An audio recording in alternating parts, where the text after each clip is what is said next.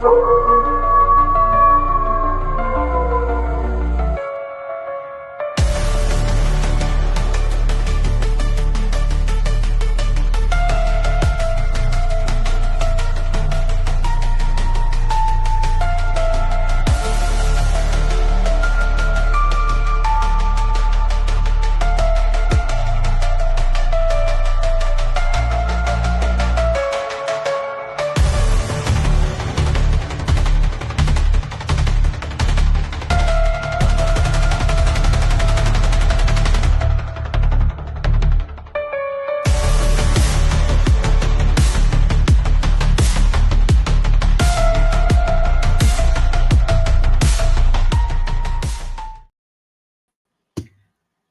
afternoon, everybody. It's the Cryptid Huntress. I'm Jessica Jones. Welcome into a glitch in the matrix where, golly, do we not get glitchy or what? We are going to have a wonderful show today. I have my good friend, Dr. John Stamey, here in the studio today. We're going to be talking about aliens versus presidents today and so much more. I spent the past couple of days actually down exploring, doing some Bigfooting and dogman scouting down at the Troup-Heard corridor. And that is a hotbed of activity when it comes to mass alien abductions and UFOs. And we're going to talk a little bit about that today with Dr. John Stamey. He is writing a book on Georgia UFOs, and he is also the organizer, the producer of the World UFO Conference that's coming up in a couple of weeks up in North Georgia. Be there, be square, y'all. We're gonna talk about that too today a little bit. We're gonna get into some secret space program information and stuff like that. It's gonna be awesome. So you guys go get the popcorn and come meet us back over here as soon as you get your drink and your popcorn. And so thank you guys so much for being here today. Thank you to all my moderators, to all the wonderful chat. We do have the best chat on YouTube, on the internet, hands down. And it's because each and every one of you guys are amazing. Thank you so much for participating in the chats and even for leaving comments after the shows. It really means the world to me. You guys rock big time. Okay, let's see. If you guys would like to follow along with all of my shows and check out my list of my archived shows and everything, go over to my website. My social media links are over there. If you guys want to follow me on social media, I posted a ton of pictures on Instagram yesterday from the Full Disclosure Now conference that I was at this past week. It was amazing, y'all. We had a great time down in St. Pete, Florida. And I want to thank everybody for joining us down there and for hanging out. And Maureen, the girl in her gong, thank you for all the pictures that you took. Maureen took a bunch of pictures of me when I was speaking and stuff too. So thank you, Maureen. What did Bryce call it? My friend Bryce from Esoteric Atlanta took some pictures of me at a conference, the Georgia Bigfoot conference. And she was like, I'm the dance mom. So thank you, Maureen. I do appreciate that so much.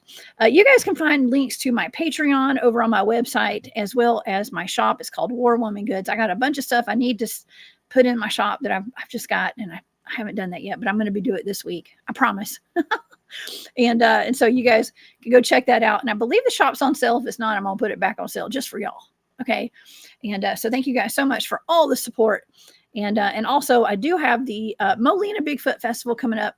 It's November 8th, and we're going to talk in just a little bit about our World UFO Conference that Dr. John Stamey is organizing. And let me show you a flyer for that. Please come and see us. It's going to be fantastic. James Rink will be there, y'all. Our good friend James Rink, he has been on the show several times. I've been on his channel, Super Soldier Talks.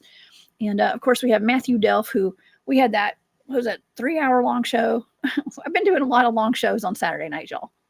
So if you're missing out on that, you're missing out. So, but Matthew Delph came on, and we talked about that video with the orbs and the aliens and so much more. So y'all go back 2 Saturdays ago, he came on. He's going to be at the conference with us, along with Dr. John Stamey and the head of Alabama MUFON, and several other people will be there as well. Okay, y'all. Well, let's get into our show today. Okay, because I don't know if y'all can appreciate the thumbnail as much as I do for this show. It is the Predator. No, it's actually the alien from Alien versus Predator having a face-off with Abraham Lincoln. Okay, I thought of that myself, y'all. So here we go. We are exploring the alien agenda today, including extraterrestrial contact and UFO disclosure with U.S. presidents, mass alien abductions, and so much more. We have Dr. John Stamey here. We're also going to talk a little bit about what's going on at Area 51 right now as well. Dr. John Stamey received his doctorate from North Carolina State University in Raleigh. During his 3 years in the program, he was also a research associate with the Rhine Research Center in Durham, working with renowned researchers such as Sally Rhine Feather.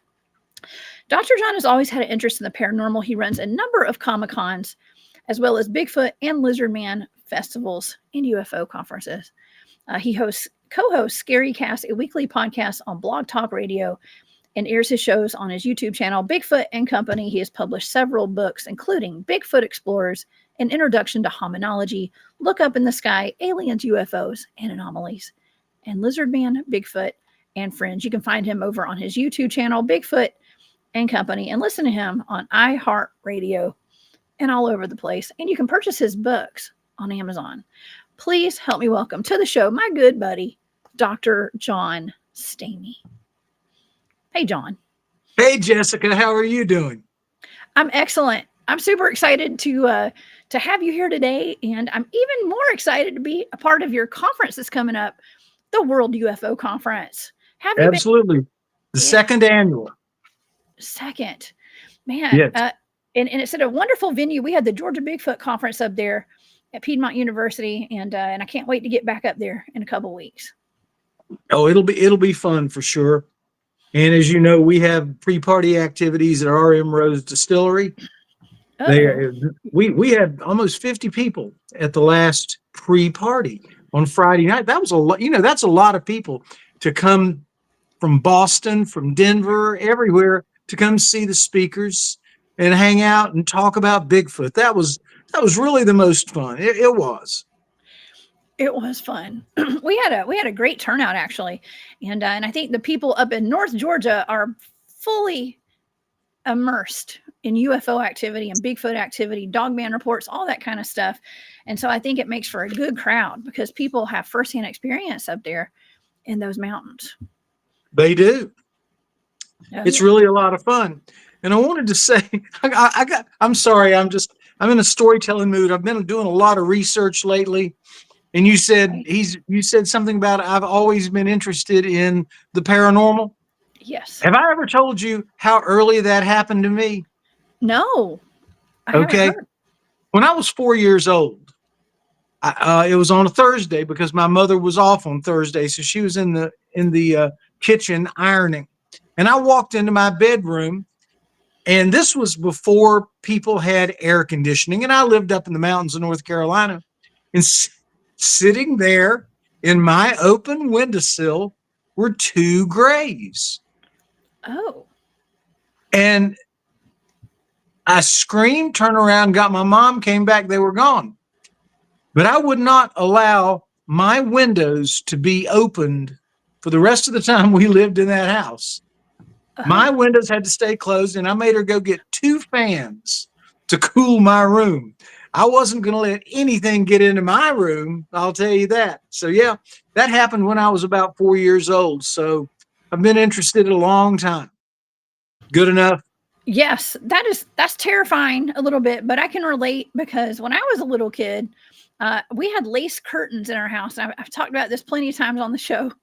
I hated those lace curtains because I always felt like something was watching me from the outside of our home. And we lived way out in the country on a farm, miles from just about anybody.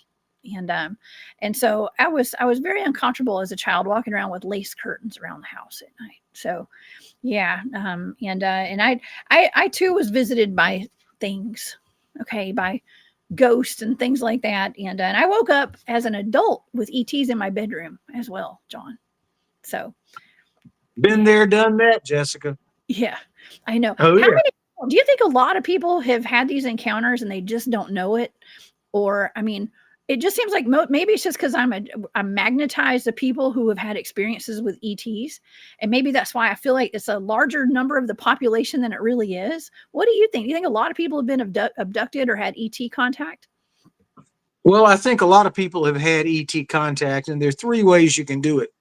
number one, you can have regular memories during your day, your night, or you can get these flashbacks when you see memories, but you don't remember them physically happening and they have been erased from your mind. You can also have them in dreams. And I think dreams can be very powerful, and you can remember things, you can be involved in things in a dream. You can participate in dreams. And if you're lucky, I mean, and I think you have to be lucky to be out of your body and experiencing these things. So there are three ways that you can be involved in the paranormal. And then there's number four, which is what James Rink talks about, the secret soldier. Super I'll never soldiers. forget. It was great. I visit James frequently, and we have a lot of weird adventures in the paranormal. And he said, "John, I got a movie I want you to watch." I said, "Sure." Have you seen on Netflix Mickey 17? No. That's with James Pattinson, who was the star of Twilight. And he is I call him a super secret soldier, where he just gets inscripted and he dies a bunch of times, up to 17. And I'm not going to tell the rest of the story from there.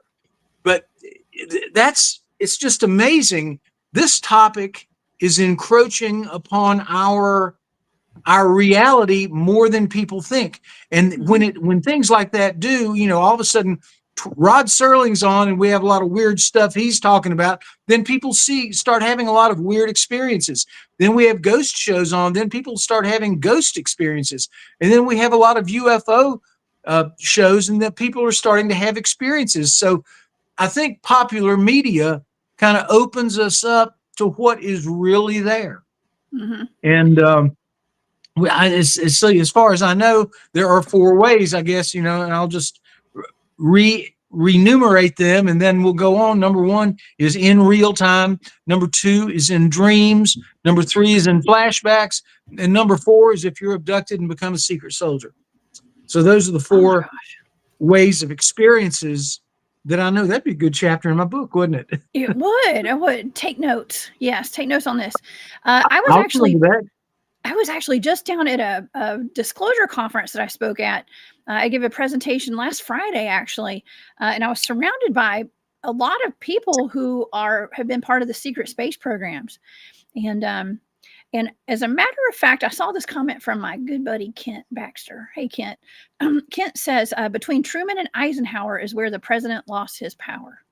And we're going to be talking a little bit today, of course, about alien abductions and the connection to the presidents of the United States, actually. And I just happen to be good friends with Miss Laura Eisenhower. Now, she is the great granddaughter of Dwight Eisenhower. And so I can't wait to have her on the show one day soon to talk about this. But, some people say that her great grandfather made a deal with the aliens, John, I guess it was in trade of like technology, alien technology in trade of like humans for experimentation purposes and things like that, which is terrifying. But it seems like that's kind of around that time period when there was an uptick in people getting abducted by aliens. Right. Well, first of all, I agree with that. I've read too much. I've talked to too many people. And I think a lot of that started, I told you I wanted to speak about one particular topic, and that's the great 1951 movie. Oh my God, I've just forgot. Starring Michael Rennie and starring Patricia Neal and Klaatu the alien. Oh, what's the name of the movie, Jessica? I've just lost my mind. I have no idea, but I bet our chat knows. Let me scroll down. Yeah, ask the chat. 1951. It's one of the greatest non-science fiction movies I know. Oh my God! Have no idea. No, because it's Day the Earth Stood Still. I'm sorry. Day the Earth Stood Still. I've never seen it. Oh yeah, it's a great film. And what's interesting is you got one of the top stars in Britain, and you got Patricia Neal, who went on to win an Academy Award as Best Actress. So you got great stars in that movie, great writing, and that's when a UFO landed on the lawn of the White House and caused much havoc. So I think that was a case when the media generated people looking for things. I think the media gets us comfortable with looking things, especially like Close Encounters. There were a lot more encounters after that movie than there were before, because people started understanding what they might be. It's not E.T. the Extraterrestrial, I'll tell you that. But yeah, I mean, I think the media tends to lead us into times when we have more experiences. Do you perhaps agree or disagree? Yes. I mean, listen, everything that's on television and, anything that comes on TV is programming for the American, for the world. Okay. For everybody who's watching. And so I am sure they use media to kind of do a type of soft disclosure and to disclose things and stuff like that. I actually do recall doing a remote viewing target. Someone had tasked me with UFOs over the White House in 1952. And I saw someone else had mentioned, we were trying to figure out the name of that movie. Somebody said War of the Worlds. Now that was a terrifying encounter because that was over the radio. I don't remember the year of that, but they were reading. Somebody was reading. I think it was 1938. And the thing about it is, they never said that it was a drama. They never said it was programming. Orson Welles was on there and acted like it was the real thing. And that was probably one of the biggest waves of fear that ever came over the United States, because all we had was the radio. And all he was doing was talking about all this stuff happening, and nobody knew it was any different. And I'm glad you agree with me that it might be advanced warning and some programming, because if you look at this, the thing about Mickey 17, many people haven't seen it, but this star is probably one of the biggest movie stars in the world right now, James Pattinson, who starred in Twilight. He's a $1 billion star starring in this crazy little 2-hour super secret soldier program. And it's like, well, we've introduced this to everybody. We've got a big star in it. People are watching it. So now we can start talking about it. And that's, I guess, the agenda. It's not the alien agenda. I guess it's really the disclosure agenda. Do you agree with that? Even with ghosts and UFOs and everything, it's the disclosure agenda. Oh yeah. Well, there's too many people who are remembering and recalling things that have happened to them, and I do speak at a lot of disclosure events now.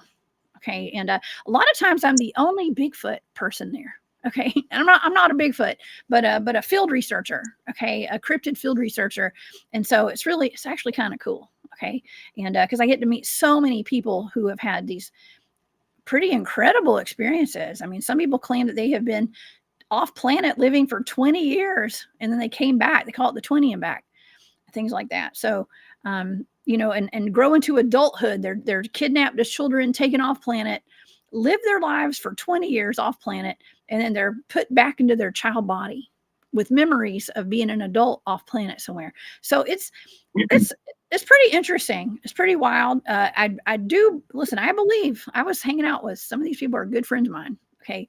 And I do believe them, just like our friend James Reed. You're friends with James as well. Real good friends. And James has taught me a lot about the disclosure movement and about the topics and everything. So it's been really good to have a great teacher, and I've taught him about a number of things, about, a lot of UFO things, the core UFO things that I'm interested in, which is from Roswell on up to about 2000.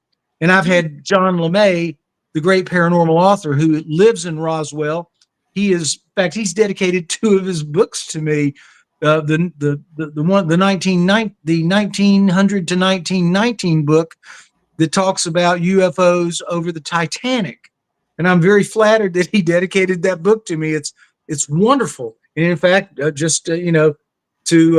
thank him for that, Georgia UFO Sightings is dedicated to him and all his hard work.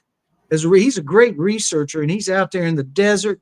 I can't wait to go out there. We're going to go find some crazy stuff out there in the desert, because he said, I've been there and I know where it is. And there's so much stuff that's coming out now about the Grand Canyon and these interesting places And I'm beginning to have friends that have tried to go there and have had experiences. And so I think I think the disclosure thing kind of crosses over into a lot of fields. Hmm. Oh yeah, it absolutely does. And hey, I mean, I've had people that came on my show that were part of like let's say the dogman community, and they're talking about how dogmen have been seen in UFOs and coming out of UFOs and Bigfoots as well. And that's something that I have firsthand experience with the Bigfoot field research. I've not seen Bigfoots and dogmen coming out of UFOs. However, I have on numerous occasions been out in the field, especially late at night and or even at dusk. Okay, at dusk, a lot of weird stuff happens at dusk, right when the sun's going down. UFOs and orbs and things like that showing up in the environment when we're having Bigfoot activity out there. So it goes hand in hand. I don't know what exactly the connection, but there's a connection, John. Just remember that's when the vampires come out too. Yes, I know. I know. Matt Delph came on the show about 2 weeks ago, and we talked about vampires. We're aware of the vampires. I think Matt might be a vampire. I don't know. Matt's a great guy. In fact, he and I have a trip planned to New Orleans to go hunt for vampires. We know where we're going to go, and we know we've got an idea of what we're going to see. So I tell you what, when we do, why don't he and I come here and report our findings first? Yes. Okay, that'd be great. As soon as, and he's got to bring that video of the orbs and the aliens too. Okay. Okay, I keep joking with him. He's got to show that for sure.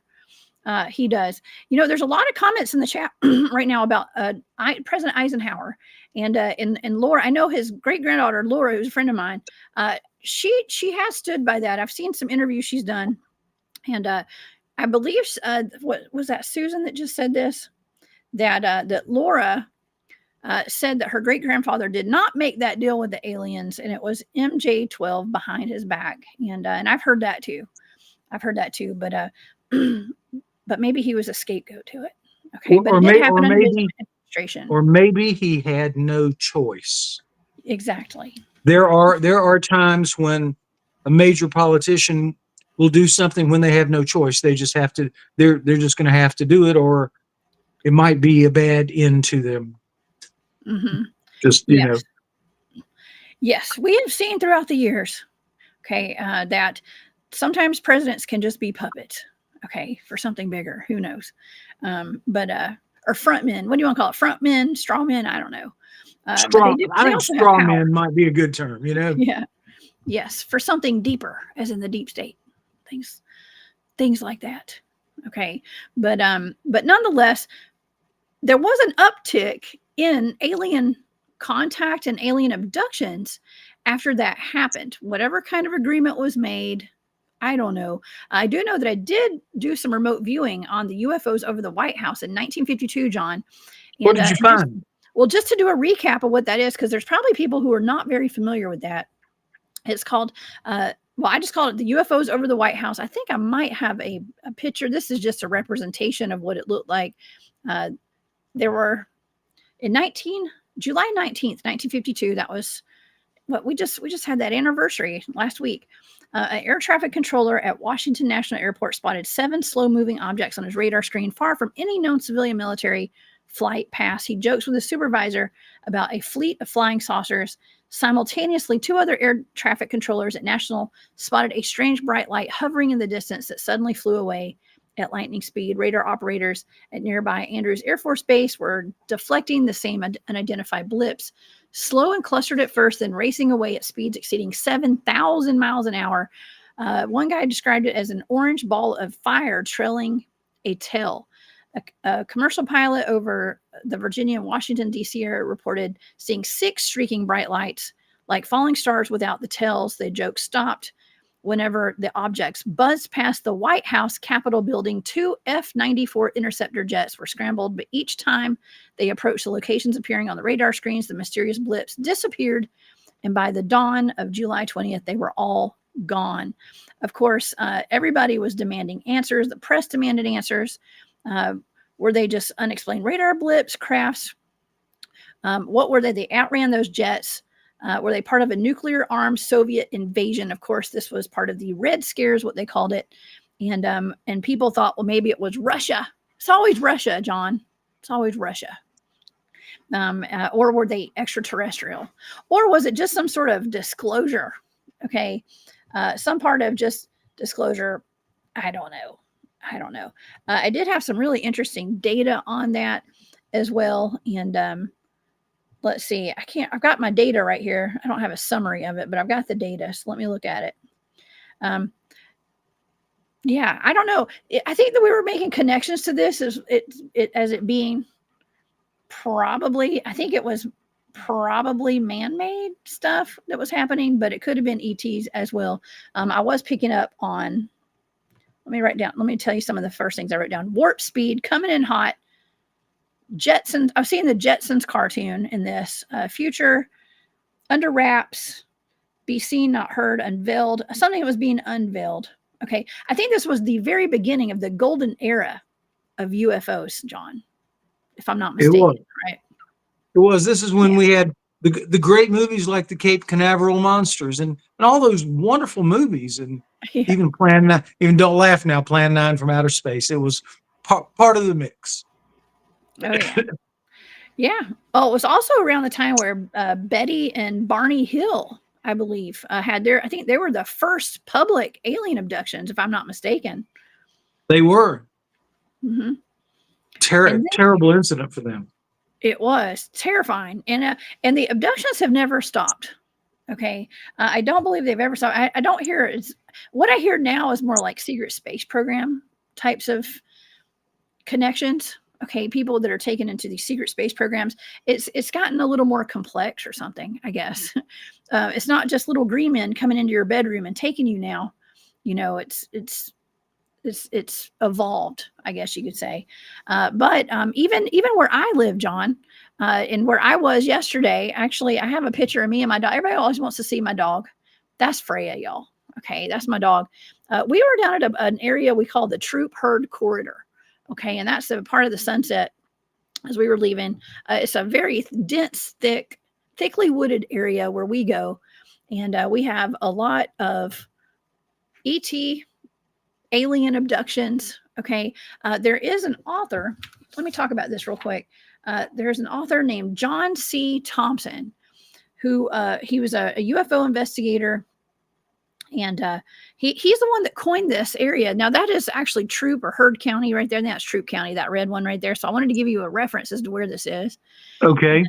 And so this is actually Troup. You see Heard County above it, north of there, and Meriwether County, Coweta County. And this is kind of a representation of the counties in Georgia that make this up. And it also bleeds into Alabama as well. But we call this the Troup-Heard corridor. And it's an area of about 70 miles. It goes through, 120 miles by 70 miles. And it goes through Upson, Talbot, where the Georgia werewolf is buried in Talbot County. Emily Isabella Burt is buried there. Meriwether, Harris, Troup, Heard, in Alabama counties of Chambers, Randolph, Tallapoosa, and Clay, and Cleburne as well. And we have, dating back, I'm going to say to the 1950s at least, there have been multiple UFO sightings by sheriff's deputies out there, law officials, everyday citizens. I mean, I have a whole thick article right here, pages long, of encounters of people getting abducted by aliens, John, abducted by aliens with military involvement. They recall having military personnel in the room as they're being either abducted or having an examination done, but there's military standing beside the ETs out there. And this all occurred at the Troup-Heard corridor, mass alien abductions. What do you think about that, John? I don't want to know. It sounds pretty terrible. I know alien abductions do happen. Skeptics say they don't. Well, they do. I know some people that have been abducted, and it's just terrifying. I may have been abducted. I think I'll go into that one day with you, Jessica, on a show. I've got an older book about some of my experiences, and it was pretty terrifying. It happened in Winston-Salem, North Carolina.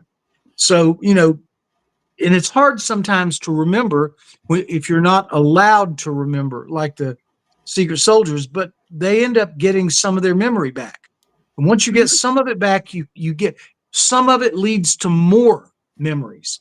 And they start getting everything. It's like James Rink has told me, you get one memory, then you get several memories, then it just explodes.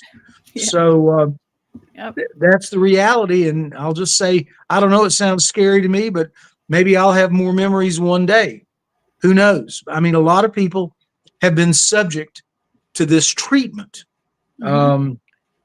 Against their will. Against their will. That's the worst part for me, I think, is that we did not sign up for that. Well, some of us, we don't think, most of us don't believe we signed up for this. Okay. And it's a violation. And it's not fair. And it's scary. Well, as Joan Crawford said in the movie Mommy Dearest, life's not fair. She's right. No wire hangers. Yes. Life's not fair. And that's just the way it is. It's not fair anywhere. But that's okay. We just live and learn and try to be smarter about what we do. And I sleep with a knife under my bed, and I'm not afraid to tell anybody that. It's a big butcher knife, Man, yeah. Hey, there was a fella out west, out in the Southwest somewhere, and he actually did chop up an alien with his katana sword or something. Do you remember that story? No, I don't. Yeah, he claims that he had attacked one. One was in his house, and he cut it up with his sword. Yeah, I don't know. I have to look into that one. That would be a great remote viewing target. That one, yeah. And I've got another topic I thought about. I'm going to talk to you about after the show. I think I would like for us to do a show on it if you would like the topic. So we'll talk about that later. It's just enjoyable being on here. It just reminds me of all these good, interesting things that I like to research because, as a guy with a doctorate in 64 publications, research has been part of my life for a long time, and I love it. In fact, I'll just be honest with you. Today, I got asked by a friend to help write a research paper.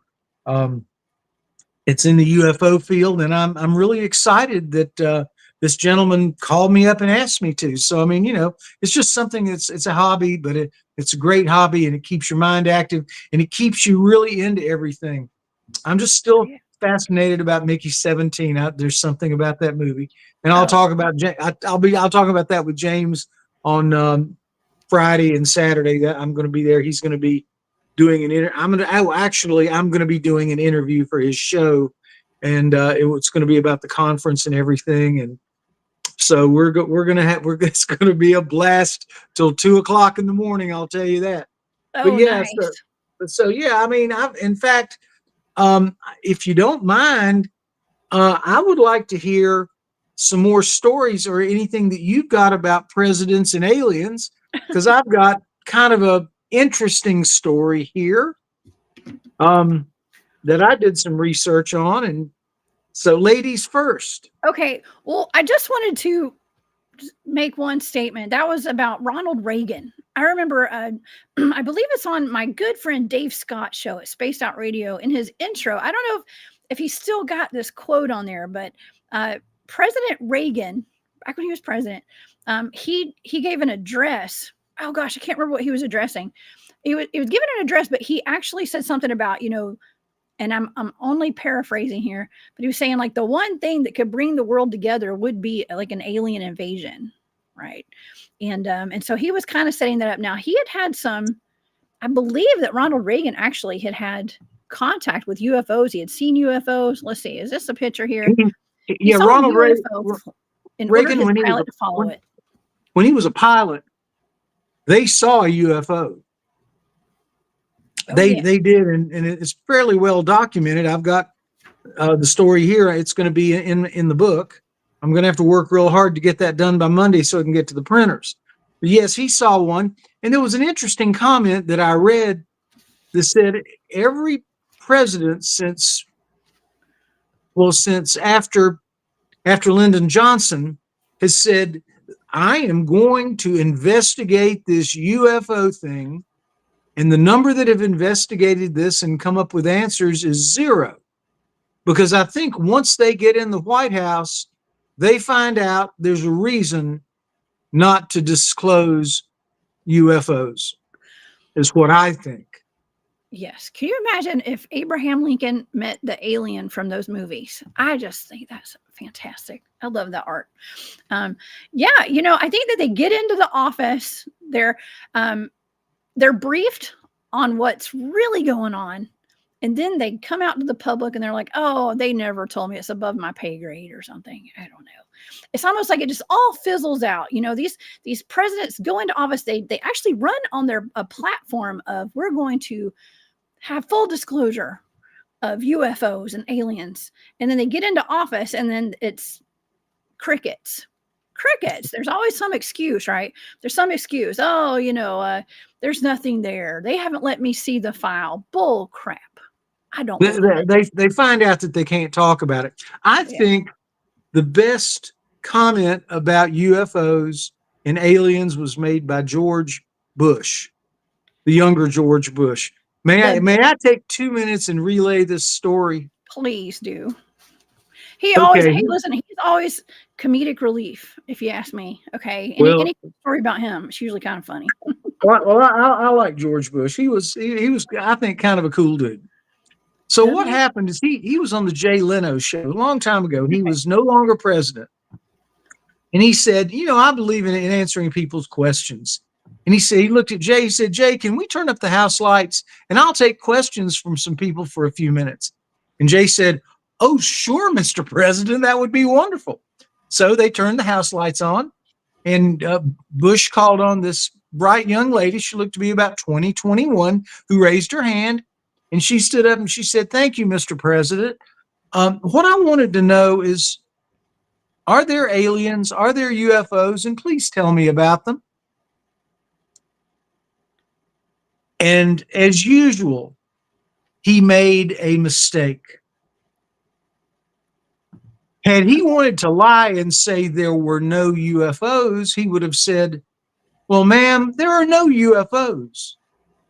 But do you know what he said? He said, What? "I can't tell," which is an absolute admission that there are UFOs. I can't tell. If you asked your son, Ben, "Did you do something?" And he'd say no. But if he said, "Well, I can't tell you," you would know that he did it, right? Yeah. My son is brutally honest about stuff, though, so he would always tell me the truth no matter what. Yeah, but in theory, if he said, "Well, I can't tell," that would be just the same as saying yes, wouldn't it? Well, I can't tell you. Yes, it's all about what is not said a lot of times. Now, I also wanted to point out that many people claim that George, and I even had people were telling me about this at the disclosure conference I was at this past week down in Florida, that George Bush Sr. was a werewolf. He was a shapeshifter, is what I heard. Oh my God. Well, he was president. He was head of the CIA.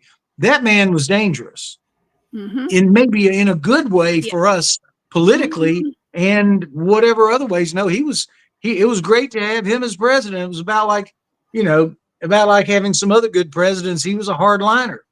But George, was it George Herbert Walker Bush? No, I can't remember which one is which, but the senior George Bush was a good president, and he kept the CIA in control, and he kept MK Ultra running and everything. That's not a good thing. That's not a good thing. I think the majority of the audience is not a fan of him, by the way. Okay. I know. They're not a fan. I just said that.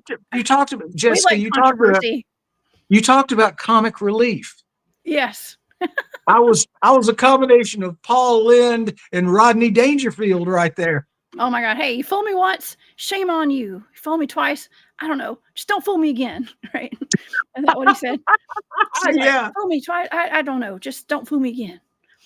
Don't fool me again. Those guys, I tell you what. Well, I mean, I think that it was, there's a lot of bad things that George Sr. did, actually. And that actually ties back to the secret space program and the MK Ultra, like you said, and the blackmailing programs they had going on and stuff like that. So, but nonetheless, we it's all history, y'all. Okay, and so that's what we're looking into today, is or the UFO programs, the secret space programs, alien abductions, and things like that. I mean, of course, I feel like this channel is such an umbrella. It's like we cover so many things, you know. It's hard to stay focused on one thing because we've already covered all these topics, and I love making these connections, John, and that's what we do best, right? We connect the dots with everything. But nonetheless, there have been many cover-ups, of course, with when it comes to all of these UFOs. And let's see. So Jimmy Carter, I know you had sent me an article yesterday, I believe, about Jimmy Carter and the UFOs. Okay, here in Georgia, and that was he actually saw a UFO in Statesboro. Now I went to college in Statesboro, in Middle Georgia, and we'll get into that in just a second, because I wanted to cover the Ronald Reagan case right here. So it says, let's see, Reagan had encountered a UFO while flying a Cessna Citation near Bakersfield, California in 1974. His pilot that night was Bill Paintner.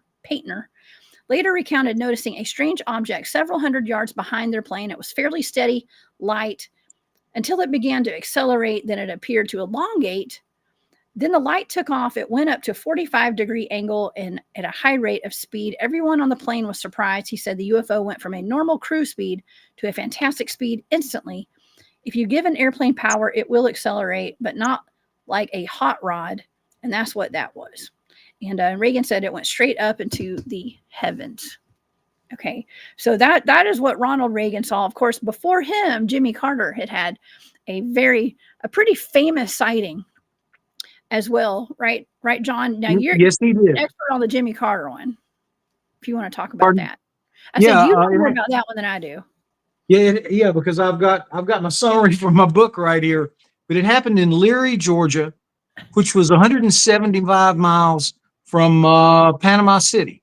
No, yeah, from Panama City. PCB, Panama City Beach. Right, and it's down there in the south. Redneck Riviera, John. That's what we call it. Yeah. I used to go there a lot when I was a kid. Well, I thought that was Myrtle Beach, the Redneck Riviera, but that's okay. Well, it's all of it. That's right. It is. But anyway, Jimmy Carter and 10 of his friends were standing outside of a restaurant waiting for their Lions Club meeting to start. And they basically saw a UFO at 30 degrees. It came close. It changed color. It went back, came closer again, and then it disappeared. It went off at lightning speed.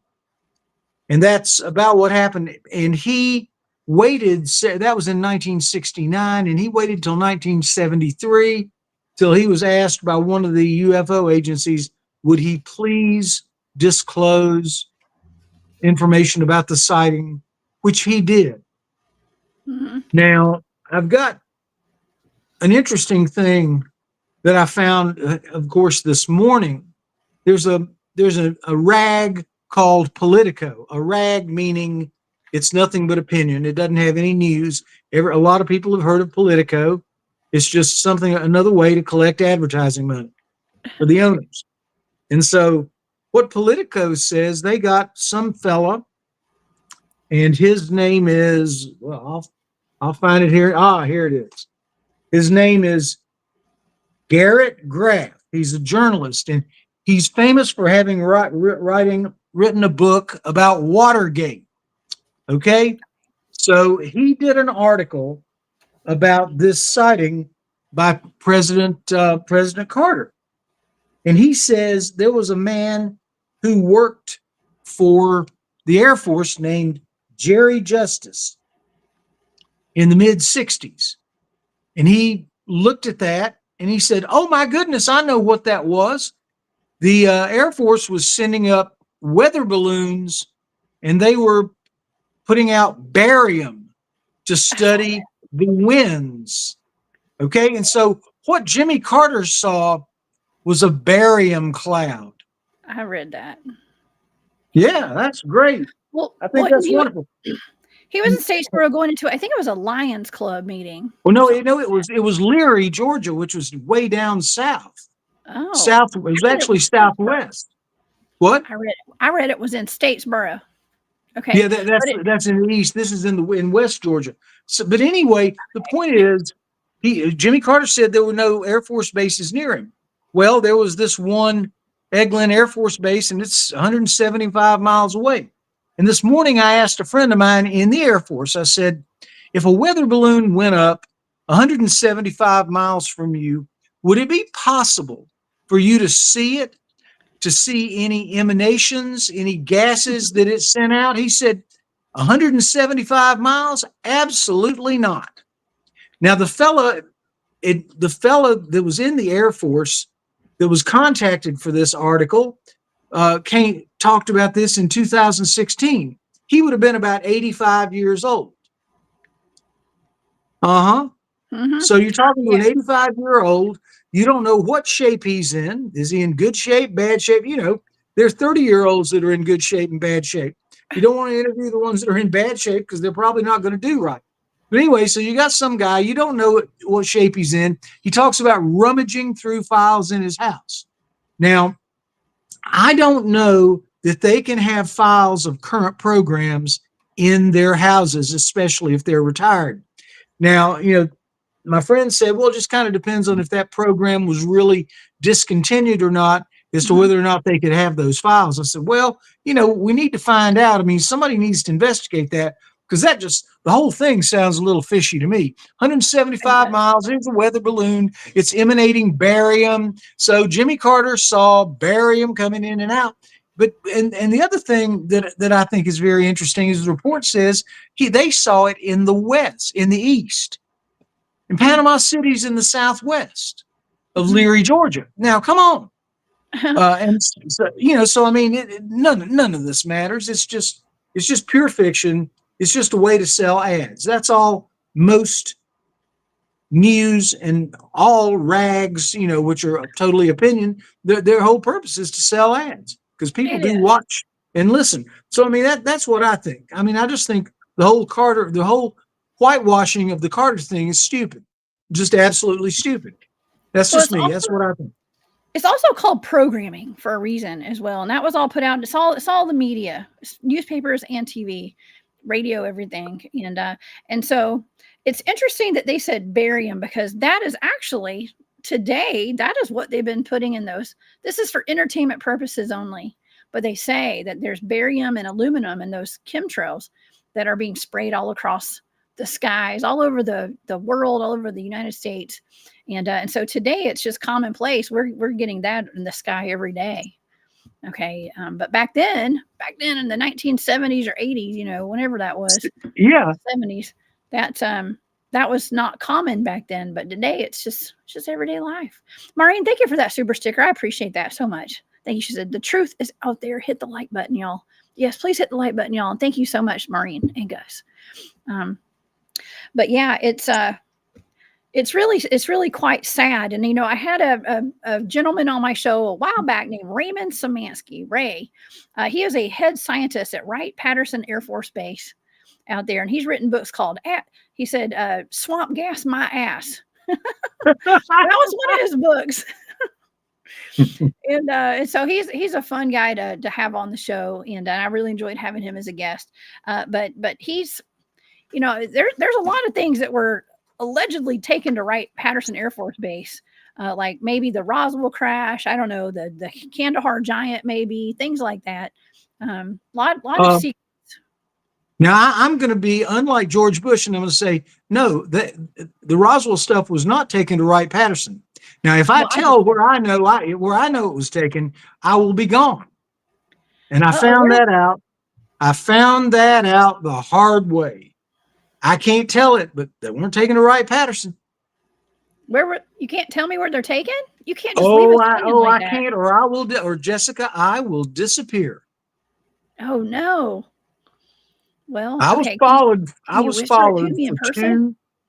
followed for 2 years when I was told what happened. And that let me know to keep my mouth shut. Oh, period. No. Oh, really? No is right. Okay. Now, by the way, if I don't call you tomorrow, you'll know they came and got me. Oh my gosh, I've had a proverbial knock at my door, John. That's okay. We just join the club. It's actually one of the dangers, I guess, of, if you want to call it a danger of doing, talking about the stuff we talk about, doing the research we do. Cosmic Joe says Jimmy Carter gave Snickers to the Greys. I wonder if the caramel got caught in their mouth like it does. It gets in the roof of your mouth. Could they chew the peanuts? I don't know. Somebody in the chat had said that Jimmy Carter gave the alien, introduced him to peanuts. Now, yes, he is from the area, Plains, Georgia, I believe, is where Jimmy Carter's from. That is like the peanut capital of the world. So we have peanuts and watermelons down there. And what I can tell you is, a friend of mine, his father knew Jimmy Carter, and he said Jimmy Carter was a very bad farmer. Oh man. Well, he was very nice, actually. I met his wife, Rosalind, and we used to do a lot of, when I worked in my government position, we did a lot of events at the Carter Center in downtown Atlanta. And we honored her as Georgia's Woman of the Year one year with my organization. And so they were actually really nice people, very nice people.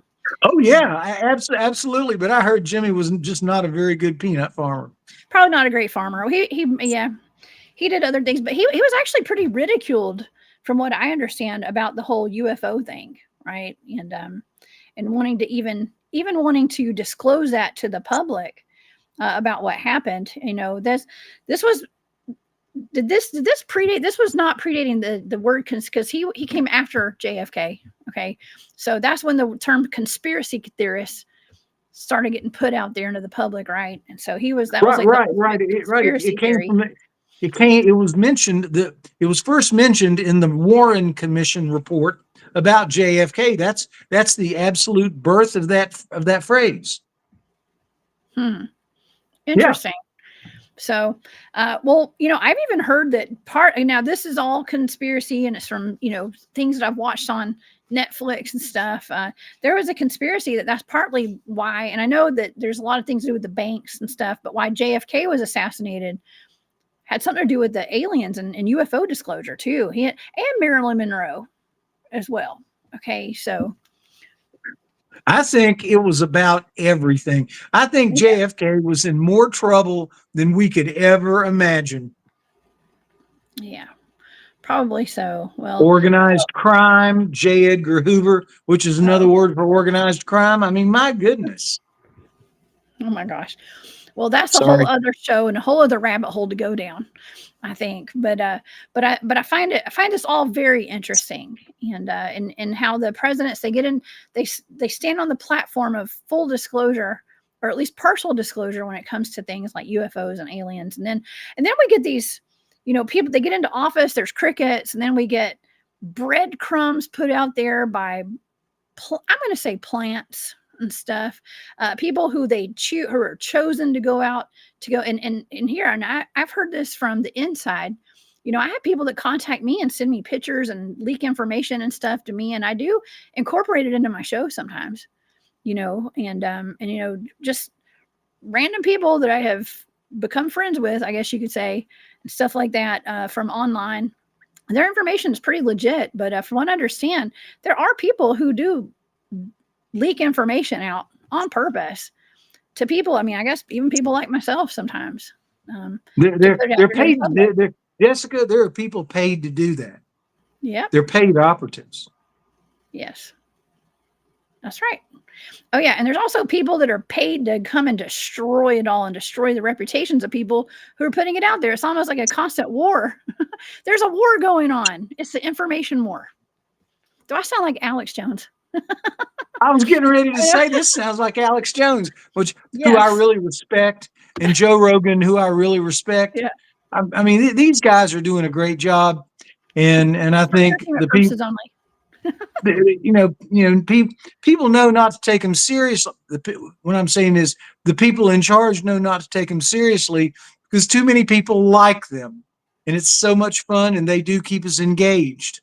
But I think people like you and I do research, and we're talking about important issues. And I've got a real important issue to talk to you about later today, or at least next weekend when we get there. There are a lot of important issues we need to talk about. And bring up and let people have a chance to think about and know about. And that's one thing that you do, Jessica, is you present a lot of good stories, which I think are credible. And I think you get an A+ for credibility. I don't have a sticker I can give you today. I can't do that right here, but I can give you an A+ on credibility. Your stuff's good. Thank you. That's why I like to come on here. And you put up with me and my bad jokes. I do. Well, because I have fun hanging out with you. Okay. And you've always got great information. You've done, I mean, you have firsthand experience with a lot of this, and that's what I'm always looking for is for real life experience with this stuff. Not just book smarts, but having the experience with these things as well. So, but I've got a bunch of books over there I buy from thrift books. They're good and cheap. And I got a whole bunch of books that I've got to read after the conference to get ready for our next conference, which will be September 27th in Mooresville, North Carolina, the National Guard Armory.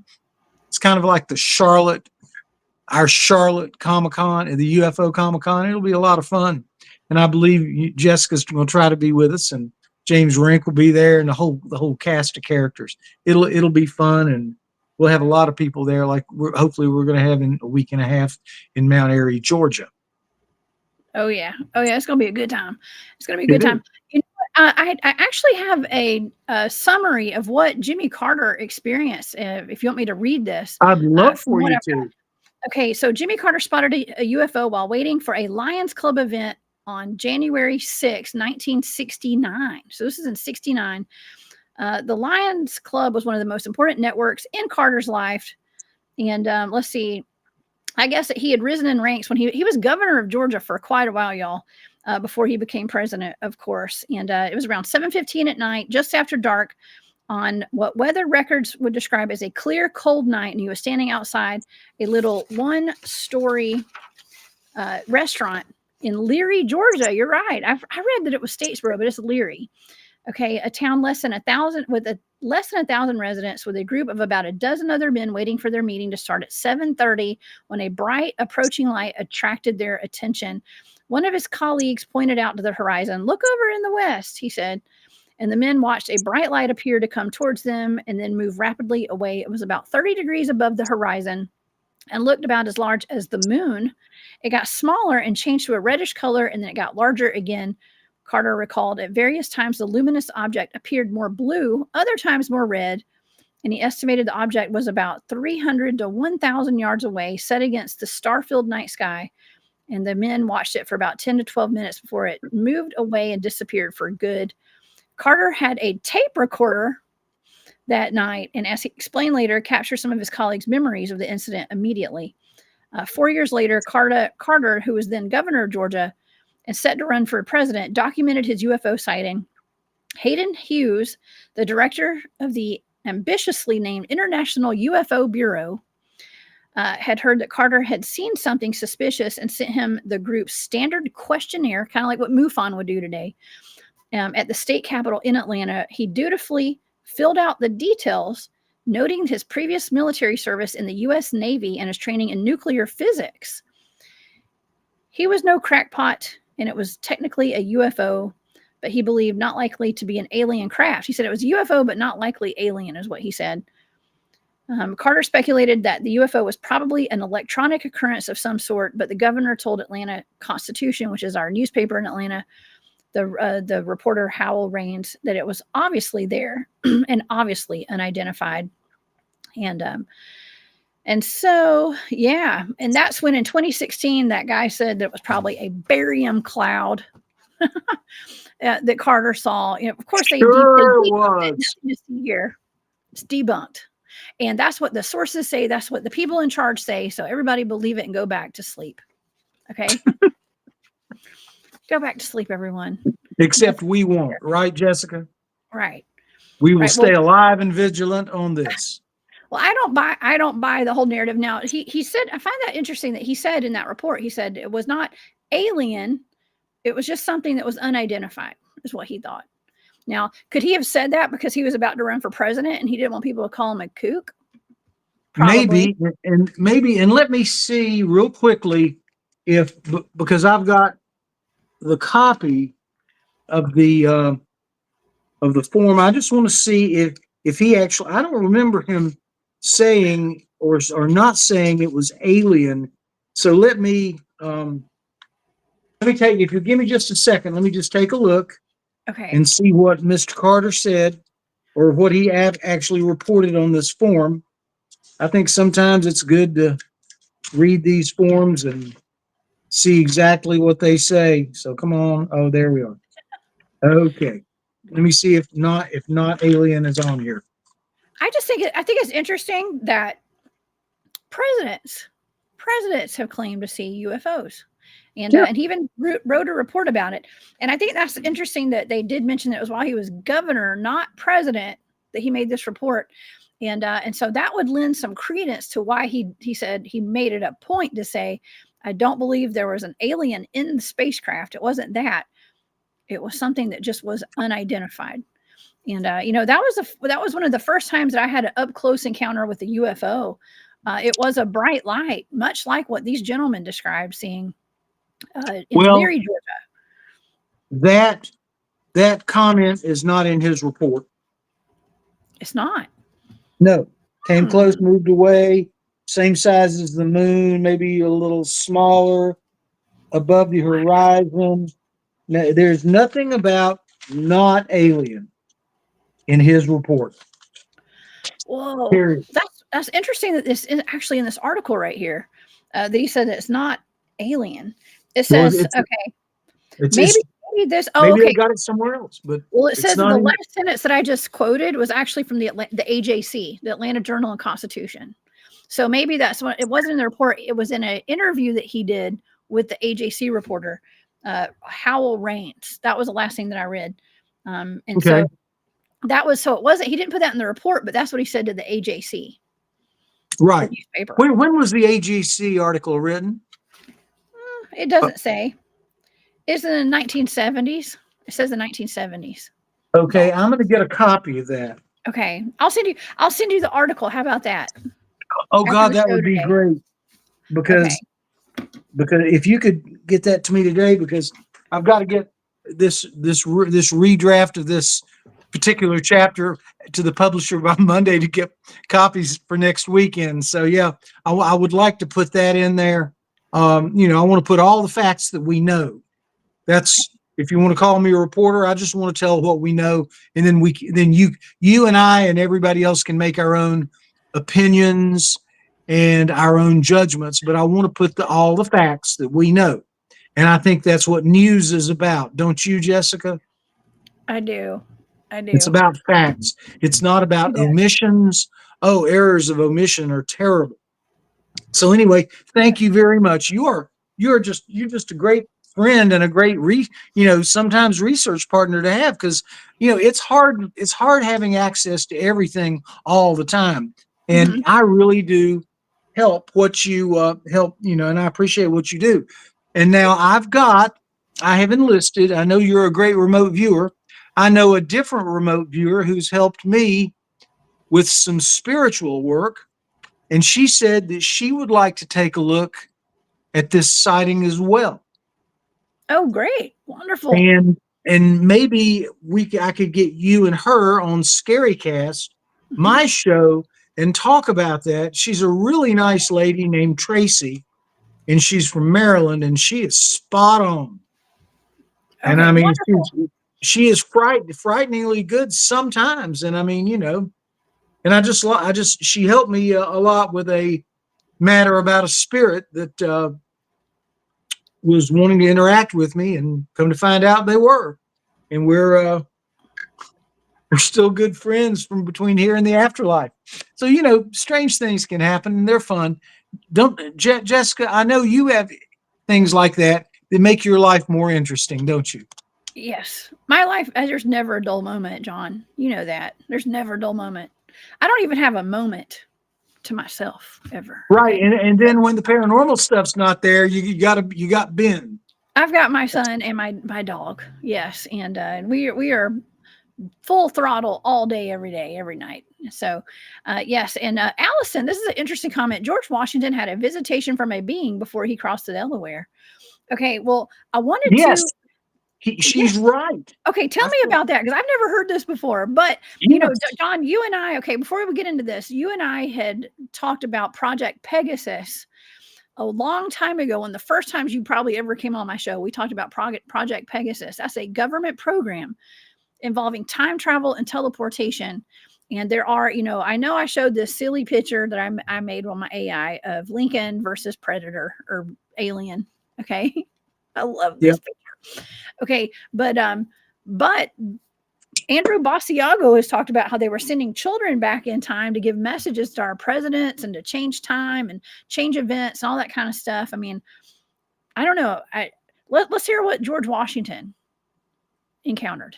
Let's hear about this first. Then we'll get into because our audience is talking about clones. We're all over the place today. Okay.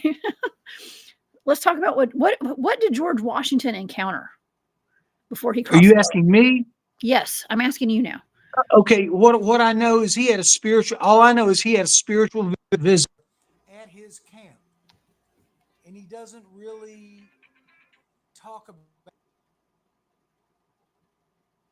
at least that much. I would like to find out what your person in the chat room has to say, because we need to look into that, because George Washington was a great man, a really great man, I think. Okay. Well, let's see. Let me scroll. I don't see any more comments there. So if anybody knows, you guys put it in the comments, because I have no idea. I've never heard about this. But what if it could have been an alien? I'm not saying it was an alien, but it might have been aliens. Okay. So, but wouldn't that be interesting? And that's why I was thinking about the whole Project Pegasus and the governments of today in the past, 2 decades, sending children back, or 3 decades or more. I don't know how many decades. 5 decades, sending kids back into time. Why wouldn't they send somebody back to talk to George Washington? You know what I mean? If they're sending him back to wouldn't Lincoln, they? That's a great question, Jessica. Mm-hmm. I mean, we had wasn't it Andrew Basiago talking about how they went back to they kept sending children back to the theater where Lincoln was assassinated, and they kept seeing different timelines had different people shooting him. Right. And I'll tell you what Andy told me, and this let me know that he was always telling the truth. May I share that with you? Yes, please. Andy Basiago said that 70% of the time, John Wilkes Booth killed Abraham Lincoln or shot Abraham Lincoln. 20% of the time, it was Mary Todd Lincoln. She was a scorned wife. That's why. It was infidelity. Yeah, that's right. And then 10% of the time it was randoms, random other people. But that's what Andy told me. That comes straight from his mouth over my phone to my ear. And I'm looking forward to possibly getting to talk with him again. I had 2 3-hour conversations with him a long, long time ago.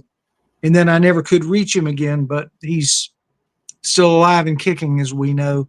And I'm hoping that I'll be able to get another audience with him, because that would be unbelievable. He's telling the truth. Project Pegasus was real. Okay, Beth, I'm not going to say this out loud, but anybody who's watching can see this. And I think that was actually part of the controversy over all of that, was that he was having an affair and with his friend, right? The details, right? But it was his friend. And so she was scorned over that. She was a little upset.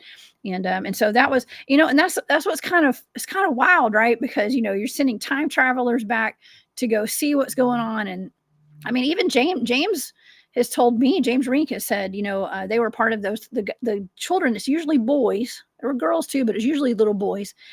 They were actually sent back, and they were assaulted, let's just say, by some of these prominent figures in history. Okay. And I know that's a whole other topic, and it's not comfortable to talk about. But James has told me some personal stories about that. And Andy told me one thing that I thought was interesting. One time that he was sent back, he saw a ghostly image of himself across the room who was coming back from another time. And I Wow. thought that was really interesting that he could see something like that. So, I mean, I don't know. I thought that was great. I mean, if he either has the best imagination or he's telling the truth. And I believe there's an 80% chance that Andy Basiago is telling the truth. Yes, yes. This is all allegedly. That's right, Maureen. Thank you. It's for entertainment purposes only, y'all. And but yeah, it's you know, I don't know if James has talked about that a whole lot on his channel at Super Soldier Talk, but I've had conversations with him about that. And as part of those programs were, you know, the Montauk Project and Project Pegasus, all those are pretty brutal. Okay. Pretty brutal. It wasn't pretty at all. But like I was saying before, it's interesting how we've got these accounts from people who claim to be part of these programs, and they're dishing out the tea, y'all, the hot tea. And that's why it's interesting too, being a remote viewer, we go back and we get this data on these blind targets, and it exposes a lot of things that, you know, people try to keep hush hush, I think, about our true history and stuff. And that's why we do get targeted. Okay, that's why a lot of people do get targeted, because we're exposing the dirty truths that they don't want us to know about. The general public's not supposed to know about. Okay, so thank you, Beth, for that comment. I appreciate it. So I didn't have to say it out loud, but nonetheless, wow. Okay, what other presidents have had contact with UFOs and ETs, John? Can you name any other ones? I think I have one or two more. Well, I know that, again, just what we said is that Bill Clinton promised he was going to get to the bottom of it. He never said another word. Mm-hmm. I know that. I guess that's all. Okay, then we've done Bush Jr. We know Bush Sr. was involved in a bunch of stuff. Well, Obama, there's an interview that I've got to look at with Obama. It says Obama tells the truth about UFOs. I'll report to you on that next weekend, okay? Okay, please do. Well, you know, let's just say current time. We have Space Force now. Okay, it is out in the public. You can become a member of Space Force yourself right now. You can go. I mean, I can't. I think I'm too old. I think we're probably too old to now at this point. But you can sign up, become a member of Space Force. Okay, it's just a branch of the military now.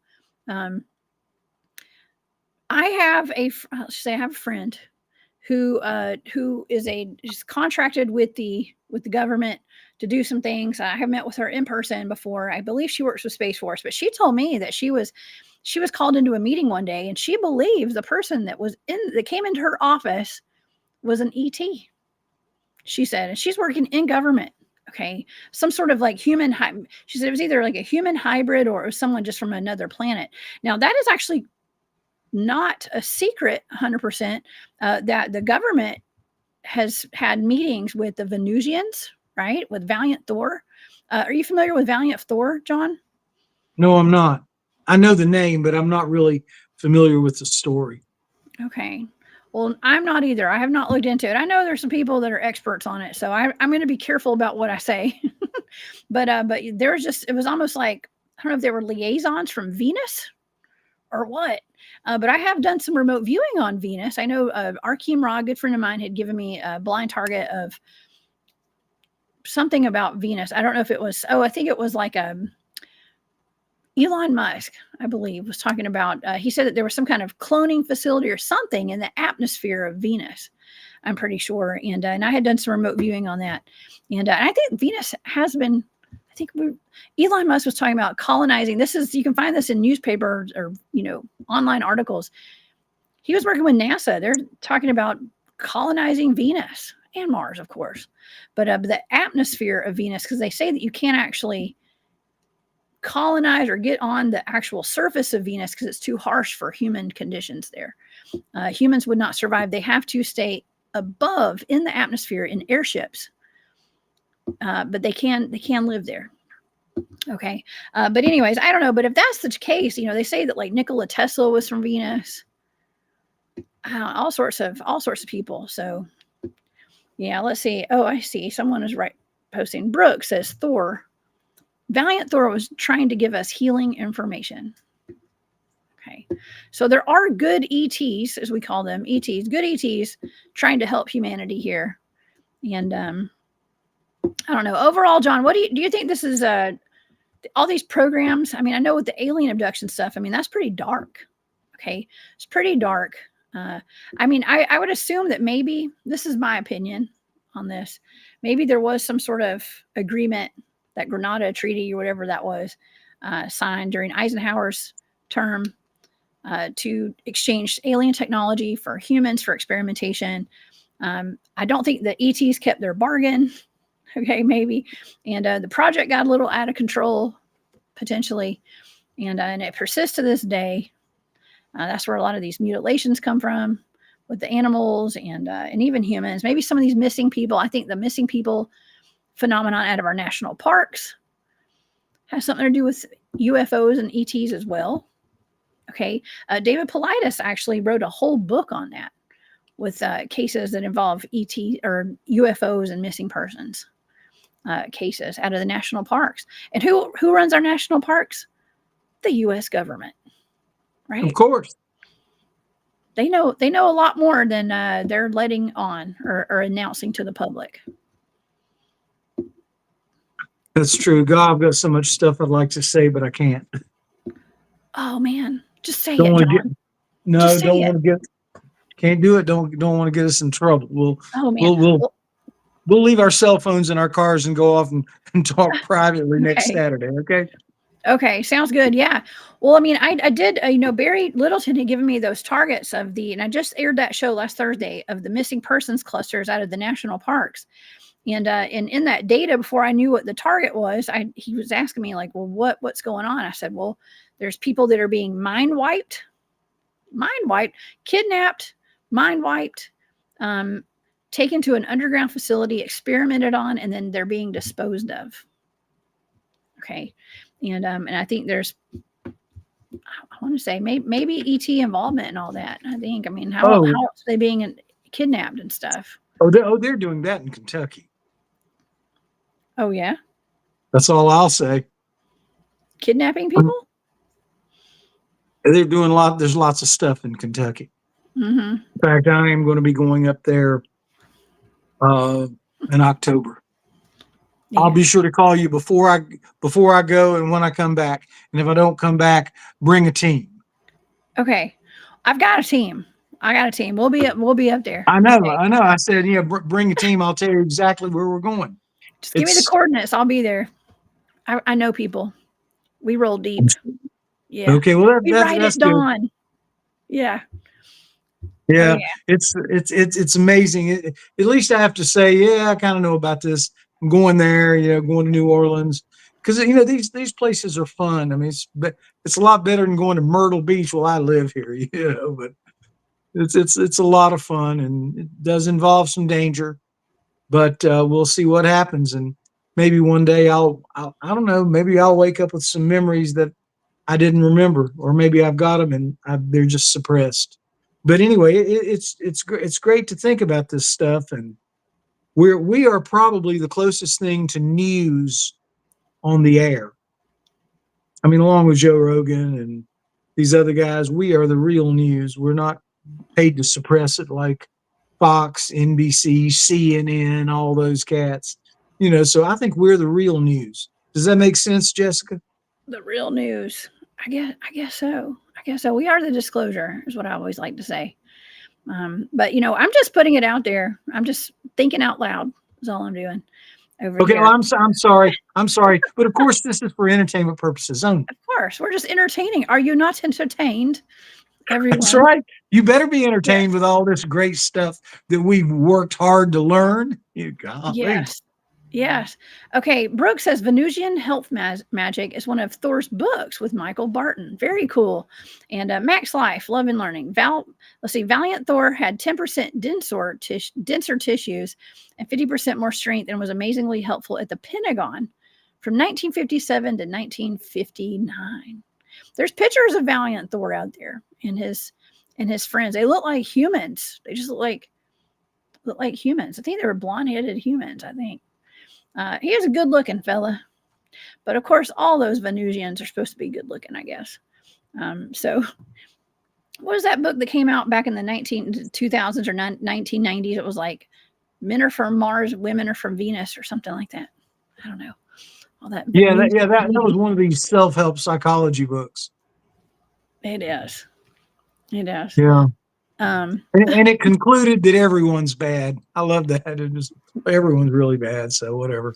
we all have our traumas we all need to work through, and things like that. And yes, some people would not mind having a spaceship coming down and beaming them up and taking them away from this planet.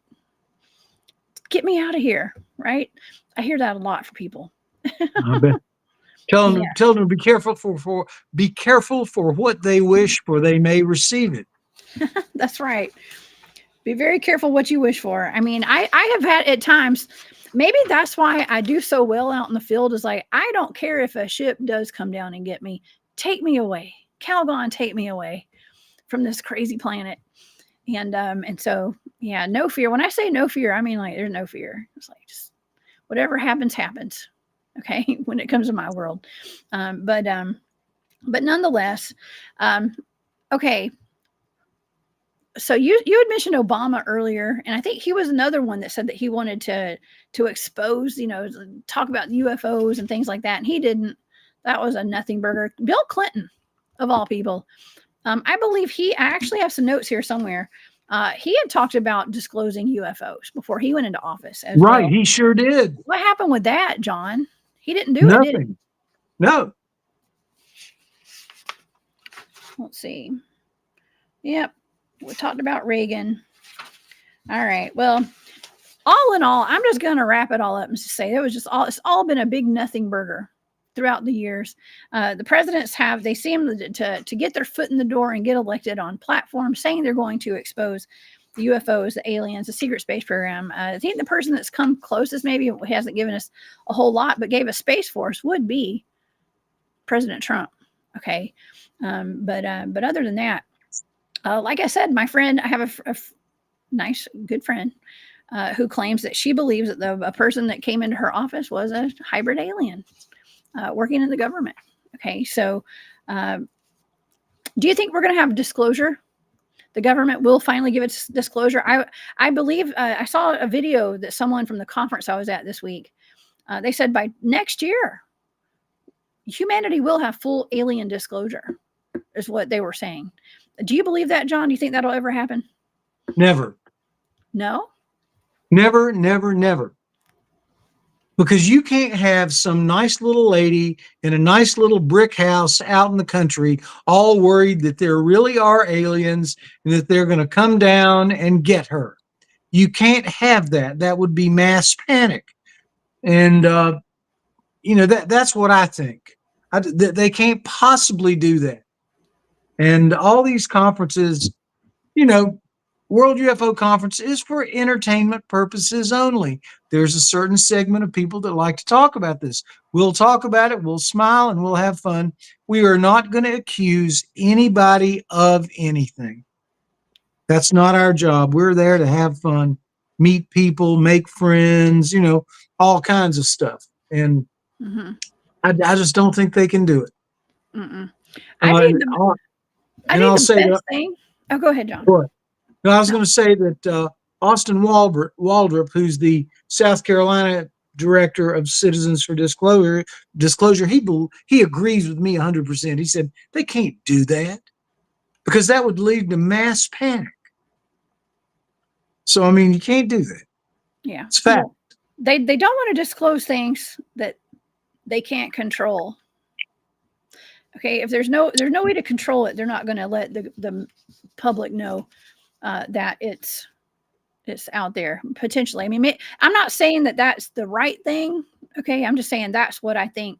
I think that's the mindset. Okay, now I also wanted to mention before we go today, of course, and thank you, William Nighthawk. He says most disclosure is disinformation, and a lot of it is. That's why we have counterintelligence officers and this, 3-letter agencies and stuff. They're out there, and yes, they're sprinkled within all these communities online as well. Okay, I'm just saying. A lot of disinformation, a lot of people that are plants, it's all over. You got to use your own gut. Go with your gut. Use your own discernment when it comes to all this information, y'all, because the top experts might be experts and counterintelligence and stuff like that. So just use your own judgment when it comes to this. Okay, so what I'm going to tell you guys is I used to go to Waffle House, okay, on Wednesday nights when my mom would go to Mr. Sam's house. This gentleman and his partner, her name was Verlene, and we used to go on Wednesday nights to a weekly meetup out in Cobb County, Georgia, right outside of Atlanta.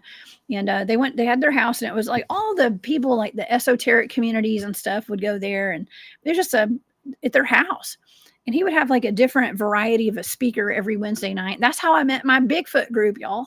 That's how I got into Bigfooting, was at Mr. Sam's house. And but nonetheless, there's a gentleman that used to frequent those meetings. His name was Don Ware. Okay, well, I didn't know who Don was. I just knew he was into UFOs and aliens. And we used to go with my mom. We'd go to Waffle House, and my mom was very good friends with him. And we would sit around, and we'd, eat waffles and bacon, egg, and cheese sandwiches and coffee and whatever until the wee hours of the morning on Wednesday nights after Mr. Sam's house over there in Smyrna. And I never knew who Don was till later on. And this is before I had a podcast, before I had talked about my research publicly and all that. It turns out he was the liaison between the U.S. presidents and the ETs. Okay. And he actually worked hand in hand with an alien. And he was the one that introduced the presidents to the aliens and stuff. Okay. So I don't know where Don is today. I think he lives in Florida. I don't even know if he's still alive today. I have not talked to him. I don't know if my mom has been able to get in touch with him. But however, I know Don. And like I said, I used to go to Waffle House with him at night. And so if I had only known back then what I know today about Don, it's pretty interesting. And my mom said that he always carried a briefcase around with him. And there was a Time magazine inside of that briefcase that he always carried with him. And it had an actual alien. She said it was a female alien on the cover of the Time magazine. He always said that was a real ET. And so anyway, so that's my personal story. Okay. And if Don's watching, please contact me. If anybody knows him, I'd like to get him on the show one day. Okay. He might have gone into hiding. I don't know. Maybe I shouldn't even said his name. but nonetheless, our buddy Don worked directly with the presidents and with the ETs. So well, Jessica, I got to make one final comment. Okay. You went to Waffle House with your mom and Don Ware. I used to go to Waffle House with Maestro, the wrestler, and the Barbarian. Oh man, Barry Littleton would love to hear that right now. Yeah. What? My friend Barry Littleton is a huge wrestling fan, and he would love to hear that. Actually, the big boss man was from Smyrna. He was from Cobb County out there, and I used to hang out with the big boss man when I was a kid. He was best of friends with my uncle, and he played G.I. Joes with us when we were kids. Okay, so anyways, tidbits. That is information that nobody needed to know. Okay, but now y'all know. All right. And yes, I hung out with a big boss man occasionally when I was a child, playing G.I. Joes with my cousins. But yeah, the more you know, right, John? That's pretty cool. You could have been a professional wrestler, John. No, I wasn't into that. That was too rough. Yeah. That stuff was fun though. I was an announcer for 5 years.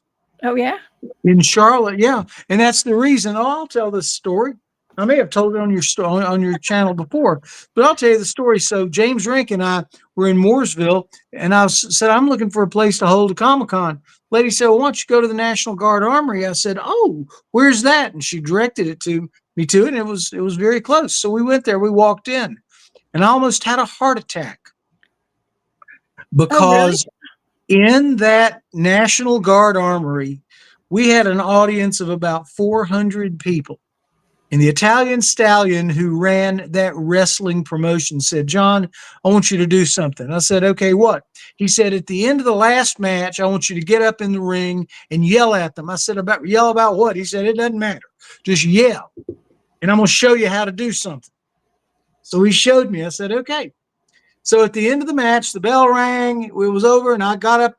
I climbed those stairs, got in the ring in front of 400 crazy people, and I started yelling at everybody. and the blood seeker took this big steel plate and slammed it over my head. Ew. And they picked me up and threw me in a coffin that Oh was my God. in the ring, no joke, and carried me out to funeral music. Oh my God. That And sounds like a so production. it was the most, honestly, it was the most fun. You just don't know. That was my greatest 5 minutes of fame ever. So I'm due 10 minutes more. So anyway, so we're in the National Guard Armory, and there's this rather stern, not too happy staff sergeant talking to me. And I said, I got to tell you what happened to me here. And I told her the story. And James looked at me like I'd lost my mind. She said, oh my God, my grandfather used to bring me here, and we saw them do that to you, and we thought you were dead. I said, ma'am, I'm alive. And I gave her a hug. And Oh my she God. immediately rented me the space for our Comic-Con. And it was just, and James looked at me, he said, John, you've done everything. I said, almost. I haven't been up in a UFO. Well, I don't know. Maybe I have. Right after graduate school, but no, I didn't. That may be a story, and I need to think about it. But yeah, that was one of my greatest moments of my life. 400 people yelling and screaming, hoping I hadn't died, Oh my thrown in a gosh. coffin. Jessica, you haven't been thrown in a coffin, have you? I probably have. I don't know. No, not at a wrestling match. No, not ever. Right. And, Okay. yes, that's I too had to tell funny. you. I had to tell that story. I hope nobody got upset with me. Oh my gosh, I think it's hilarious, and I love that. We should have. You know what? You're really good at throwing events. Why don't we organize like a WCW of disclosure? We should totally do that. Why not? We're gonna all duke it out. Listen, all the communities like to fight anyways. Let's just do it all in 3D, in person. Let's just Jessica, let everybody in there in the ring and just fight it out. Jessica, Let's do I it. already have the domain name. I already bought it. Oh, really?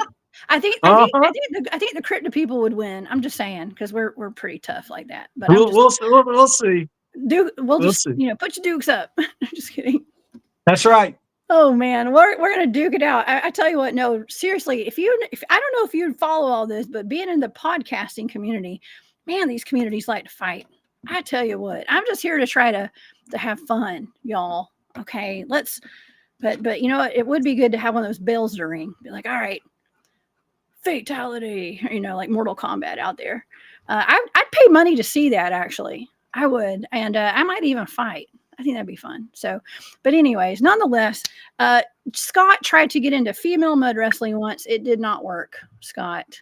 Oh my God. You are a nut. I love it. And I did want to point this out because I really appreciate this comment from Michelle. She says, the ETs have given a deadline to our government to disclose their presence here on the planet. It will happen. Disclosure is coming. I have heard that too, Michelle. Thank you for that comment. I've heard it too. I heard it was next year, 2026, actually, which is not it's only a few months away. So maybe it will happen. I mean, a lot of things that I never thought I'd see are happening today. So nonetheless, we're disclosing it, and they're real. They're real. There's been a slew. We are. Right. Mm-hmm. I can appreciate that. So, yeah. I think that the audience, actually, some of the guys in the audience right now, and probably women too, they're saying, I think it was Joe said he's usually late watching my show because he's always watching wrestling. He said, okay. I think that, let's see, Angelique said, I heard late 2026 too. Okay. 2026. All right. So we've got a date, y'all. We've got a date. Let's watch what happens. I'm not saying don't just sit around fiddling your fingers and stuff. Think, we always hear things and then nothing ever comes to existence. It never comes to fruition. Okay. But we're going to keep on chipping away at it. Okay. We're still chipping away. And the best thing we can do is share our stories with each other, share stories publicly. It took me 10 years to speak publicly about my cryptid research, but now I'm here, I'm doing it. And so it would help if everybody else gets out and tells their story as well. And you guys have a channel here. If y'all want to come on and contact me. I know I'm terrible about getting back with my emails and stuff. They get backed up, and I have a lot of people reaching out to me all the time. But I'd love to hear your stories, and definitely put them down in the comments here. I do read the comments, y'all, under all the videos and after the shows. So y'all definitely leave some comments. Tell me your story. And William said nothing will happen until it's too late. Yes, and by that could mean the aliens will be showing themselves and stuff too, and the government's going to have to catch up. So I guess what that statement was, like the aliens, the ETs are giving until next year basically to disclose it, or else, okay, or they're going to do it for them, right? So let's see. Leah says disclosure is supposed to happen before 2028. End of the fifth dimensional treaty happens. The government's agreed to breed up to 28 and allow a year cull of the sheep back to 2 million, but the GFL broke it. Oh my gosh. Galactic Federation. It took me a second there. Sorry. The Galactic Federation broke it. Oh my gosh. There's a lot going on up there, man. A lot going on. Thank you, Leah, for that comment. I appreciate it. So anyways, hey, how about this? If people would like to come and hear about all this personally, in person, in the 3D, and maybe even duke it out, we'll bring our boxing gloves to the World UFO Conference in Demarest, Georgia at Piedmont University. We may have to rent out their gymnasium too. There is a gymnasium downstairs in that building. My son was playing basketball down there. Well, I guess, Jessica, I better announce it right now. Yeah. The conference has moved to RM Rose. Oh, it has been. Okay. Well, just the other day, it's been moved to RM Rose because they wanted it, and Demarest was kind of busy, and so I said sure. So yeah, it's at RM Rose. Just check the website, worldufoconference.com, and it's from 10 to 6 on Saturday. And yes, so I just, not meaning to correct you, but I wanted to let you know we have moved, and I think I'm glad Joe and Andy are very happy that we're coming. Oh my gosh. And you can drink moonshine the whole time. Moonshine or bourbon or vodka or whatever you want. What's better than that? You guys can go and drink it up. Open. I'm not saying open bar. You have to pay for it, y'all. But you can buy jars of moonshine while we're there. What's better than UFOs and moonshine? I'm just saying. I love it. UFOs and bourbon is better than bourbon. UFOs and moonshine. That's all I got to say. If you're a drinker, okay. Gosh. That is so funny. I love it. Those people are so nice there. And we really did have a good time at the Georgia Bigfoot Conference at the RM Rose Distillery. And so thank you for allowing me to be a part of this conference, John. It's going to be another great time over there. You're always welcome, Jessica. It's so much fun to have you there. Thank you. Thank you. So y'all come see us on July the 1st and the 2nd. The 1st will be like a meet and greet. August 1st and 2nd. August 1st. Yeah, August 1st and August 2nd. And all day from 10 to 6 on Saturday, we'll be there. It's all of the RM Rose Distillery. Okay. I need to change that on all my social media posts and everything. Okay. Yeah, okay, good. Yeah. I'll do that. Okay, but that's it. Y'all go to worldufoconference.com for more information and to get your tickets. Y'all get some tickets and come see me.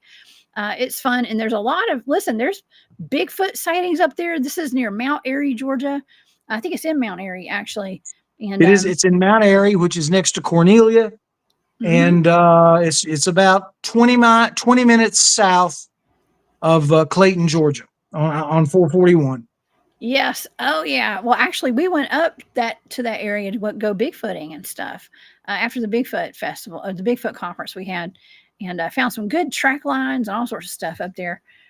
Lots of Bigfoots. One of the largest Bigfoots ever videoed out of Georgia was actually in Mount Airy. Okay. Really? It was, it was in Habersham. I say Habersham because that's where my family lives, is up in Habersham. And there's a video actually of one of the biggest, I forgot how tall it was. It was like 10, 12 feet tall, Bigfoot, because you could see it walking past somebody's camper trailer in their yard. And they had it on video. I'll try to find that video. Maybe we'll show it at your conference, at the UFO conference. That'd be wonderful. Yeah. Absolutely. Yeah, for sure. Okay, well, this is the website, you guys. It's worldufoconference.com. Please go there to get your tickets. And John, tell the audience about your ScaryCast and your Bigfoot and Company, whatever you'd like to promote right now. Tell everybody about it. Okay, ScaryCast is on iHeartRadio. It's now iHeart.com, and just search for ScaryCast. And those are our latest episodes. I'm behind. I've got 2 episodes to put up there, and I'm going to put. I just did an interview with James Rink. I'm going to put it up there. I'm also going to link it to the World UFO Conference website. And so we've got a new book coming out, Georgia Bigfoot Sightings. Come to the conference, buy a copy. I think you'll enjoy it. And so that's about it. Just more conferences coming up, more fun coming up. And thanks very much to Jessica Jones for all of her support and help. We appreciate everything you do, Jessica. Thank you. Thank you. Thank you, John. Thank you. And I appreciate you including me in all your events and your conferences and stuff. It's always fun. It is. So, yeah, somebody in the chat, C. Duke was asking, is Matt Delph going to have his vampire in a bottle at this event? Yes, he is. I told him to bring it. You did. Okay. Yes. Thank you for the question, C. Duke. They may be showing up there at this conference. I've heard little birdie told me C. Duke might be at your conference for this one. So I don't know. There could be a lot of spirits there because there's going to be a lot of spirits in bottles at the distillery. Yes, you're right. Yeah. Oh my gosh. Okay. Well, that was my dad joke, my mom joke there. Okay. And I love it. All right, y'all. Well, thank you so much to everybody who was here today. And thank you to all my mods. My mods are amazing. And I appreciate you guys. And Maureen and Gus, thank you for the super sticker. Much appreciated, y'all. And so, yeah, I hope everybody enjoyed the show today. I hope you learned a little something. Probably left you with more questions than answers, as always. But just, that's how we roll over here on the Cryptid Hunters channel. You guys come back and see me tomorrow night. I'll be here at 8 p.m. live again with a remote viewing show just for you guys. And I can't wait to be back. And then, of course, on Saturday, I'll be back at 10 p.m. Eastern. And yes, RIP to Ozzy. I saw Ozzy Osbourne died. Poor fella. Yesterday. I think that was yesterday. So thank you, Angelique. And with that, so yes, rest in peace to Ozzy Osbourne out there. And you guys, stay safe out there, y'all. Keep your eyes to the skies and report back to us. Let us know down in the comments today if you guys have had any kind of UFO sightings recently, especially if you're in the Georgia area too. We love, I love compiling all the areas that we have, cryptid sightings, UFOs, all that. And it helps with our research. So let me know, y'all. And I'm sending you guys all my love and light. I'll see you guys back here on not Saturday, tomorrow, Thursday night at 8 p.m. Eastern. Thank you so much, John. And I can't wait to see you at the conference. All right. Okay, everybody. Have a great day. And got to find my button. And John, I'll see you next time. Okay. Bye, y'all.